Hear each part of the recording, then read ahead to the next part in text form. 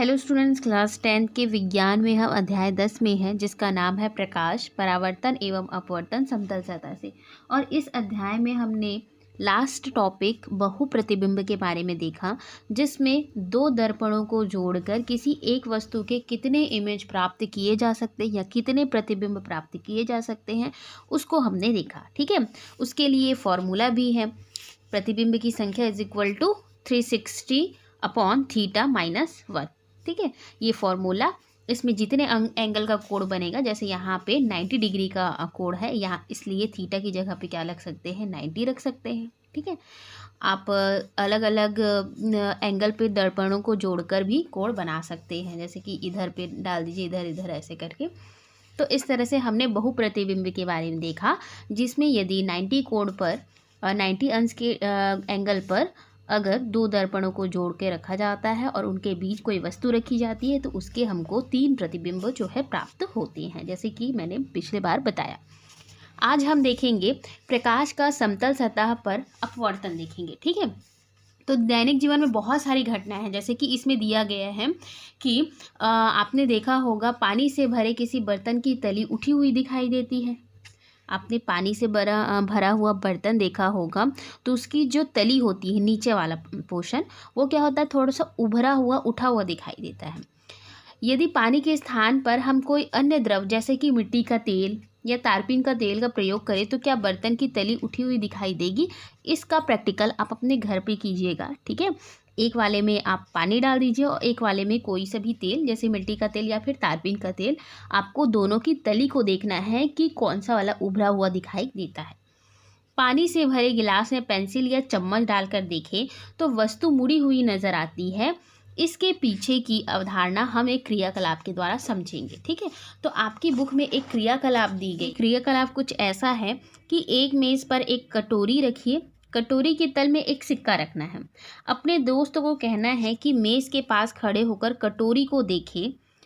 अब उस विद्यार्थी को मेज से धीरे धीरे दूर हटने के लिए कहिए। कहने का मतलब है, मान लीजिए ये मेज है, ठीक है, इस मेज में एक कटोरी रखी हुई है, इस कटोरी के अंदर क्या है, एक सिक्का रखा है। ठीक है, अब आपको अपने दोस्त को बोलना है कि उस कटोरी में रखे सिक्कों को देखें।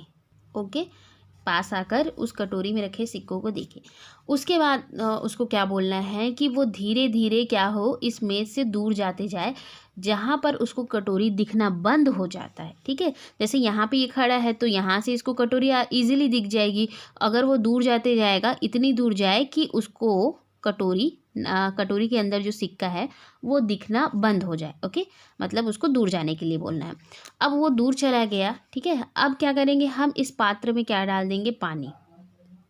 ठीक है, इस बर्तन में क्या डाल दिए, पानी डाल दिए। अब उसको बोलना है कि वो देखने की कोशिश करे कि सिक्का दिखाई देता है कि नहीं। ठीक है, वहीं खड़े होकर ना, इस वाली पोजीशन पे ही खड़े होकर उसको देखना है। आपके फ्रेंड को बोलिए कि वो इस कटोरी में रखे सिक्के को देखे, दिखाई देता है कि नहीं देता है। ठीक है, तो यही चीज़ बोला गया है कि विद्यार्थी को मेज से धीरे धीरे दूर हटने को कहे ताकि सिक्का दिखाई देना बंद हो। उस जगह पर खड़े होने को कहे, ठीक है, जहाँ से सिक्का दिखना बंद हो जाता है। अब कटोरी में सिक्के को बिना हटाए उसमें क्या डालना है, पानी डालना है। तो क्या आपका दोस्त जहाँ खड़ा है अब उसे वहाँ से सिक्का दिखने लगा? ये कैसा संभव हुआ? ठीक है, जैसे कि हमने क्या कहा अपने फ्रेंड को कि दूर जाके खड़ा हो जाए जहाँ पे उसको सिक्का नहीं दिखे। ठीक है, अब वो वहाँ पे खड़ा हो गया और उसके बाद हमने क्या कर दिया, उस कटोरी में पानी डाल दिया और हमको बोलना है कि जहाँ पे वो खड़ा है वहाँ से क्या उसको सिक्का दिख रहा है, तो उसको सिक्का वहाँ से दिखने लगता है। और पहले जब पानी नहीं डाला था तो उसको सिक्का नहीं दिखाई दे रहा था।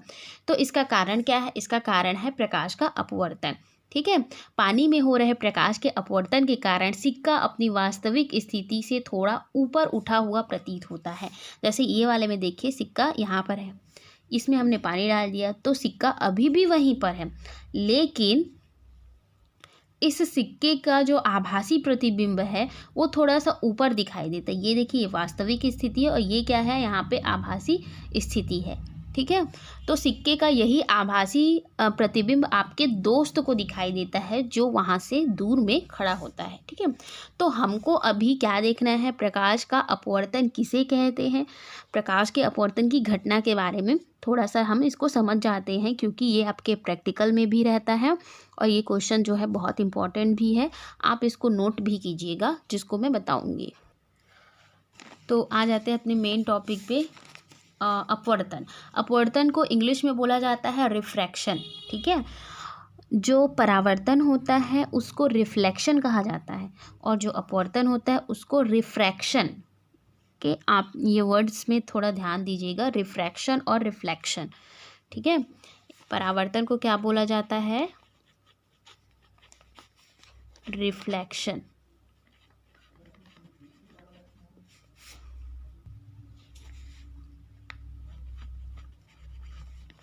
ठीक है, रिफ्लेक्शन कहा जाता है और अपवर्तन को बोला जाता है रिफ्रैक्शन। तो हम अपवर्तन की परिभाषा देख लेते हैं कि क्या होता है अपवर्तन। जब प्रकाश किरण एक माध्यम से दूसरे माध्यम में प्रवेश करती है तो वो अपने मार्ग से विचलित हो जाती है। इस घटना को प्रकाश का अपवर्तन कहते हैं। ठीक है, दिखाते हैं थोड़ा सा, देखिए ये प्रकाश की किरण आ रही है। ये प्रकाश की किरण यहाँ से आई और ये एक माध्यम है। ठीक है, ये फर्स्ट माध्यम और ये इसके अंदर जाएगा तो वो कौन सा माध्यम हो जाएगा, सेकंड माध्यम। ठीक है, तो ये जब एक माध्यम से दूसरे माध्यम में प्रवेश करती है यहाँ, तो क्या होगी, अपने मार्ग से थोड़ी सी क्या हो जाएगी, विचलित हो जाएगी। तो इसी घटना को क्या कहा जाता है, प्रकाश का अपवर्तन कहा जाता है। ठीक है, जब प्रकाश की किरण एक माध्यम से दूसरे माध्यम में प्रवेश करती है तो अपने मार्ग से या पथ से विचलित हो जाती है। इस घटना को प्रकाश का अपवर्तन कहते हैं। इसके दो नियम हैं, जैसे कि हमने परावर्तन में नियम देखे दो, उसी तरह अपवर्तन में भी दो नियम होते हैं। कौन कौन से नियम हैं देख लेते हैं। फर्स्ट है, आपतित किरण अपवर्तित किरण तथा आपतन बिंदु पर अभिलंब एक ही तल में होते हैं। ये परावर्तन के नियम के जैसा ही है। ठीक है, उसमें भी फर्स्ट नियम यही है, बस जो चेंजेस हैं वो ये हैं कि वहाँ पर परावर्तन या परावर्तित किरण होती है, यहाँ पर चूंकि अपवर्तन के बारे में पढ़ रहे हैं इसलिए ये यहाँ पे क्या होगा, आपतित और अपवर्तित किरण। ठीक है, आप इस चीज़ को ध्यान रखिएगा। आपतित किरण अपवर्तित किरण तथा आपतन बिंदु पर अभिलंब एक ही तल में होता है। आपतन कोण की ज्या, जो दूसरा है वो है आपतन कोण की ज्या तथा अपवर्तन कोण की ज्या का अनुपात एक नियतांक होता है, जिसे पहले माध्यम के सापेक्ष दूसरे माध्यम का अपवर्तनांक कहते हैं। ये पहले माध्यम के सापेक्ष दूसरे माध्यम का क्या कहा जाता है, अपवर्तनांक। और अपवर्तनांक की गणना इस फॉर्मूले के थ्रू की जाती है। ठीक है, mu is equal to sine i upon sine r. I जो है आपतित किरण होती है और आर जो होती है अपवर्तित किरण होती है। ठीक है, इस चीज़ को आप ध्यान रखिएगा। वहाँ पे परावर्तन और आपतन होता है, यहाँ पे आपतन या फिर आपतित, और यहाँ पे क्या होगा, अपवर्तित होगा। तो ये परिभाषा आपको लिखनी है, अपनी कॉपी में नोट करनी है। तो आप लोग वीडियो को पॉज करके या स्क्रीनशॉट करके भी इसको लिख सकते हैं। ओके, अब देखते हैं, मैंने यहाँ पे कहा माध्यम। ठीक है, यहाँ पे एक वर्ड आया माध्यम, तो इसी माध्यम को लेकर हम इसकी परिभाषा को थोड़ा सा और डाइवर्ट करते हैं और इसकी एक और परिभाषा देखते हैं। देखिए, जब प्रकाश की किरण विरल माध्यम से सघन माध्यम में प्रवेश करती है तो अभिलंब की ओर मुड़ जाती है, तथा जब प्रकाश की किरण सघन से विरल में प्रवेश करेगी तो अभिलंब से दूर हट जाएगी। ठीक है, इसको थोड़ा सा हम देख लेते हैं।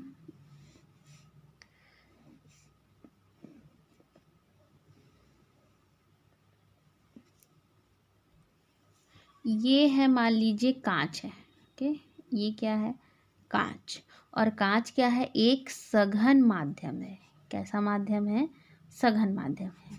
ये ऊपर जो है वायु है ना, ऊपर तो एनीवेयर सब जगह रहता है वायु। तो वायु क्या है, एक विरल माध्यम है। किस तरह का माध्यम है, विरल माध्यम। और इस साइड भी क्या है, वायु है, नीचे में भी वायु है, ये भी किस तरह का माध्यम है, विरल माध्यम है। ठीक है, ये चीज़ समझ गए। यहाँ पे कांच रखा गया है जो किस तरह का माध्यम का कार्य कर रहा है, सघन माध्यम का। यहाँ पे वायु है ऊपर में और नीचे में भी वायु है जो किस तरह के माध्यम है, विरल माध्यम है। ओके, अब यहाँ से मान लीजिए कोई प्रकाश की किरण आती है, ये आई, जिस बिंदु पर टकराती है वहाँ पर हम एक अभिलंब डालते हैं। ये मैंने परावर्तन वाले में भी आपको पढ़ाया। ठीक है, तो जब प्रकाश की किरण कहाँ से हो रही, कौन से माध्यम से आ रही है, विरल माध्यम से, कहाँ प्रवेश करेगी, वो सघन माध्यम में। ये वाला माध्यम क्या हो जाएगा, सघन। ठीक है, तो परिभाषा के अनुसार देखिए क्या बोला जा रहा है, विरल माध्यम से अगर सघन माध्यम में प्रवेश करती तो अभिलंब की ओर मुड़ जाएगी। ये है आपका अभिलंब। ठीक है, ये अभिलंब की ओर क्या हो जाएगी, ये इस साइड पे मुड़ जाएगी, थोड़ी सी हल्की सी। ठीक है, ये मुड़ जाएगी और इसी माध्यम पे फिर इधर एंटर करेगी। अब देखिए यहाँ पे ये इसकी सतह से टकराई तो यहाँ पे भी एक अभिलंब बनेगा। ठीक है, अभिलंब बनने के बाद अब ये प्रकाश की किरण क्या हो रही है, ये जो सघन माध्यम है उससे बाहर निकल रही। ठीक है, ये उसकी बाउंड्री है, मान लीजिए इस बाउंड्री से अब वो कौन से माध्यम में प्रवेश कर रही है, विरल माध्यम में प्रवेश कर रही है। ठीक है, तो यहाँ पे ये लिखा है कि जब प्रकाश की किरण जो है सघन से विरल में प्रवेश करती है, ये जो है सघन माध्यम है, अब सघन से कहाँ जाएगी, वो विरल में जाएगी। तो विरल में जाएगी तो क्या बोला गया है, अभिलंब से दूर हट जाती है। ये है अभिलंब और ये क्या करेगी, इससे दूर हट जाएगी। ये देखिए इससे अभिलंब से दूर है, यहाँ पे अभिलंब के पास है। ठीक है, तो इसे क्या कहेंगे हम, प्रकाश का अपवर्तन या फिर light of diffraction of light भी कहेंगे। ठीक है, डिफ्रैक्शन ऑफ लाइट। ओके, समझ गए आप लोग। एक बार फिर से एक्सप्लेन कर देती हूँ मैं कि जब कोई प्रकाश की किरण विरल माध्यम से सघन माध्यम में प्रवेश करती है तो अभिलंब की ओर मुड़ जाती है, और जब सघन से विरल में प्रवेश करती है तो अभिलंब से दूर हट जाती है। ठीक है, अगर आपको शॉर्टकट लिखना हो तो आप ये लिख लीजिए, विरल से सघन इज इक्वल टू अभिलंब से अभिलंब की ओर मुड़ना। ठीक है, ये आपको याद रखने के लिए मैं शॉर्टकट बता रही हूँ। और अगर प्रकाश की किरण सघन से विरल में प्रवेश करेगी तो क्या होगी, अभिलंब से दूर।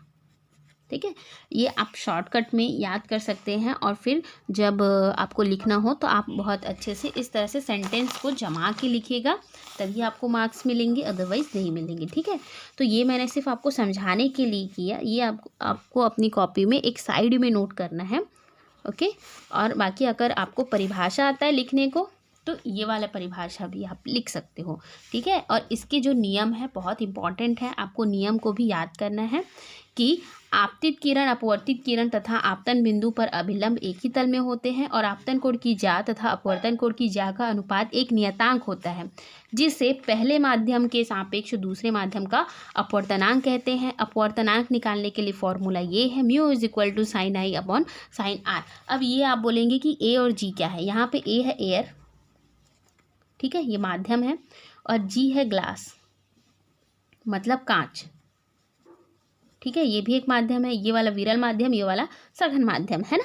अभी जैसे मैंने समझाया तो होपफुली आप लोगों को समझ में आ गया होगा कि जब कोई प्रकाश की किरण एक माध्यम से दूसरे माध्यम में प्रवेश करती है तो अपने मार्ग से विचलित हो जाती है। जैसे कि यहाँ पे बताया, यहाँ पे भी विचलन हुआ, यहाँ पे इसके पास आ गया, यहाँ पे इसके दूर आ गया, तो कुछ भी हो रहा है तो विचलन तो हो रहा है ना प्रकाश का। ऐसा तो नहीं कि वो सीधे सीधे सीधे सीधे गया, बिल्कुल नहीं ना, वो कभी मुड़ा कभी दूर हटा। ठीक है, तो इस तरह से जब प्रकाश की किरण एक माध्यम से दूसरे माध्यम में प्रवेश करती है तो वो अपने मार्ग से विचलित हो जाती है। इस घटना को प्रकाश का अपवर्तन कहते हैं। ठीक है, refraction of light. Okay, thank